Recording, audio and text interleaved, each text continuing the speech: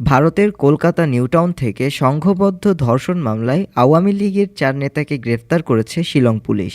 ৮ December রাতে বিশেষ অভিযানে নিউটাউনের একটি ফ্ল্যাট থেকে আওয়ামী লীগের নেতাদের গ্রেফতার করে কলকাতার বিধাননগর কমিশনারেট ও মেঘালয় পুলিশের যৌথ বাহিনী। হাসিনার পতনের পর উত্তেজিত জনতার হাত থেকে বাঁচতে ভারতে অবস্থান নিয়েছিলেন আওয়ামী লীগের এসব নেতারা। শিলং পুলিশের সূত্রে জানা গেছে, আওয়ামী লীগের নেতারা সিলেট থেকে পালিয়ে শিলংয়ে অবস্থান করছিল।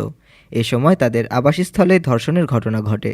এ সময় ভুক্তভোগী শিলং থানায় ৬ জনকে আসামি করে একটি মামলা দায়ের করেন। এই মামলায় ৪ জনকে কলকাতায় গ্রেফতার করা হলেও আরও ২ জন আসামি পলাতক রয়েছেন।